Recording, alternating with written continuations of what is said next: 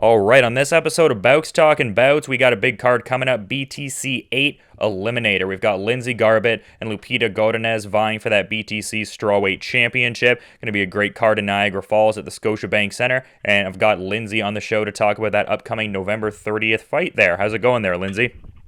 Hi, nice to talk to you. Yeah, been a little while. A lot has gone on since we last spoken and everything like that. I noticed you got back into boxing there for a little bit. You got that victory at Children's Arena and everything like that. What was it like to get back in the pro boxing sphere? Yeah, I did. That was so fun. I spent a lot of years in Oshawa, so it was really nice to fight there and just to get back in the mix. It's my first love, obviously, but yeah, not one of my goals right now, that's for sure. But always got that love there, and who knows, down the road, maybe do another one. Never know. Yeah, for sure. You got a big opportunity ahead of you with third consecutive crack at some BTC hardware there. You must be really chomping at the bit for this one. Is there a certain redemptive element though, being that this is like the third crack, or is it you just kind of take each fight as an individual experience more so? Yeah, three times lucky, eh? No, I'm trying not to look at it like that. I'm not even looking at it like a title fight. Every fight is just as important. So just trying to keep my eye on the prize, and I really want to get that BTC belt. I love fighting for BTC, and I really appreciate the opportunity again. So I just want to put on a good show, have a good fight, and get that strap. Yeah, and I was doing a bit of backgrounding on your opponent, Lupita Godinez, there, and I noticed she's 3-0 and has a 5-fight win streak that's kind of dating back to her AMI run, and also she's competed for promotions like BFL, but also Combate Americas. Have you gotten to check out any footage on your opponent, and if so, what are your thoughts on the skills they kind of bring to the table? Yeah, good for her. I mean, you probably have done more than me. I just do a record, and I'm sure she's excited about the opportunity too. But yeah, man, fight to fight. I don't underestimate anybody. I don't overlook anybody. But I'm just happy to have an opponent, to be honest. And yeah, should be fun. That's interesting you say that. Were there any issues getting you opponents prior to this, more so, or you're just more so saying you're appreciative to be on this card? Actually, both. Always, I'm super appreciative to be on this card. Obviously, because it's in Niagara, and I was born and raised Niagara, and it's my favorite place in the world. So this is honestly a bucket list dream come true to fight there.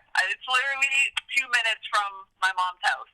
So really stoked about that. But even just having an opponent, I mean, if you're a woman, especially strawweight, it's hard to get an opponent. And Rob Beaver's has been really great. I know he hustles for me and for everybody else, trying to make good matchups, and I'm just really glad it worked out. Yeah, I was going to ask about the localized significance there and everything like that. I imagine you're going to have quite a few people out in the crowd there for you, a lot of family and friends expecting to be out for this one. Yeah, a little bit short notice, but I'm trying to push it, and push it to my people I grew up with and stuff back home, and I mean, I know it's already going to be a good crowd because there's already been a lot of ticket sales, but I'm really hoping to have a lot of people that I haven't got a chance to see me fight anywhere else be able to come. So yeah, super stoked about that. Yeah, the legend of Mama Garbs and everything like that, though. You were saying it's pretty close to her house and everything. That's cool. That's so cool. Yeah, really, really excited about that. As far as who you've been training with ahead of this one, though, I theorize you're probably still training quite a bit at Parabellum MMA. Is that the case? And if so, who are you predominantly working with there? Absolutely. Yeah, Parabellum is my home gym now, and I got so many awesome training partners there. But Jazz, as you know, she's on the card as well, and she's always been an awesome training partner. Haven't she was in Vegas, so haven't has got to train her too much for this fight. But man, there's you're doesn't matter what day you show up, who's there. You're in a room full of killers, and yeah. So I'm so fortunate to be in the place I am with the coaches that I have. And it's probably like a good sort of collective atmosphere in the gym because it seems like there is multiple Parabellum fighters that are preparing for this same card as well. Oh, it's so cool and it's so rare when you're getting ready with your teammates to fight on the same card. And it's been so awesome with BTC having these local promotions that we've been able to do that, because I've never been able to do that my whole fight career. It's like, you help each other out. Somebody's got to fight, you're going to show up for them. But when you're all training together, it's just such a cool feel, such a cool vibe. Yeah, it seems like the Ontario MMA scene, like it was dormant for, several years, as like you well know, being that you're a fighter and everything, but it seems like in the last couple of years it's been a little more of like a fruitful kind of scene in that sense, like with promotions like, PFC and obviously, BTC as well. What are your thoughts on the present condition of Ontario MMA as compared to like how it was years ago? Oh man, for sure. With BTC popping off, it's like that. This is the place to be with this promotion, and I mean, I'm just so grateful because like you said, it's like I fought for TKO, and that's great. And then Hard Knocks, I had to travel out west, and that's kind of out there with them. But if you're in Ontario, if you're in the GTA, if you're the BTC is where it's at, and there's a lot of fighters from around here, and they're bringing in good people for us. So we're so fortunate to have BTC. Yeah, absolutely. And I'm kind of wondering, are you still holding down the day job there? Are you still doing the tactical arms, nuclear response force kind of stuff? Still grinding, man. Yeah, I'm gonna be there forever, but it works. It works. Just juggling both, but it's been good. It's been good. I'm fortunate that I work shift work, that so I can still make it to practice, and my coaches and my teammates work around me. So I'm super fortunate. Yeah, you got to have some good time management skills for that, though. I respect that. Oh yeah, for sure. But I've been doing it for so long now that just kind of go with the idea that I'll sleep when I'm dead. That's it, man. Yeah. I wouldn't have it any other way, though. To be honest, I wouldn't have it any other way. No complaints.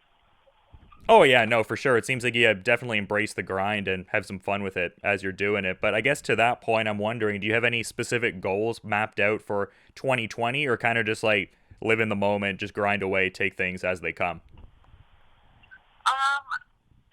Kind of just step goals like this to get that strap, that BTC. Obviously, I mean, it's been a year that I've wanted that. So just to get that, and then I'll figure it out after that. But I want that strap. Yeah, I imagine you could have a pretty good schedule even if you tried to get on like several of the BTC cards next year, because I think they're looking to do a few all throughout the calendar year. Well, that's what's so cool too. It's like that. I mean, this is 8, but I mean it's been a few a year. So every few months they're putting one on. So it's been so good. You're going to be getting a fight. It's such a great promotion to be with, and great opportunities. Yeah, great promotion and great shows for sure. But the last time we talked, I remember you mentioning you were a big Weezer fan, and also you have a knack for coming out to some odd walkout songs. Do you have an odd walkout song planned for this one by chance? I may. I'm actually reusing one, so I think that's all I can tell you. But yeah, it's not Weezer. It's not Weezer. It's a little older than that, but I'm reusing it. I'll give you that. It had something to do with fighting at home. So. Okay, a few hints there. I appreciate that. That works. But you've been great with your time. I always like to surprise, especially the coaches, because they're always like, "What the hell is she coming up to this time?" Right? And then we get a laugh out of it, get a kick out of it. So it's always fun. It's always a good time. Oh yeah, for sure. Always good to keep it fun on that end of things. But I understand you're on your way to practice and want to be mindful of the time. I'm curious if there's anything you'd kind of like to add as a parting thought as we're wrapping up here, though. Oh man, just to say thank you to BTC and my new management company, Myland Management, for picking me up, supporting me, and Parabellum. Man, it's been a grind, but I got the best team here, and my coaches, Rory Linden, Justin Bruckman. all behind me. I got the best team in the world. I 100% believe that. So super fortunate. Great team getting Lindsay ready for a great fight. It goes Saturday, November the 30th. Lindsay Garbatt versus Lupita Godinez for the BTC Strawweight Championship at BTC 8. Really appreciate all the time and insights there, Lindsay. Best of luck with the rest of your preparations ahead of this big Niagara Falls fight here, and enjoy the rest of your day as well. Thank you so much, and I can't wait to see you there, buddy. Oh, yeah.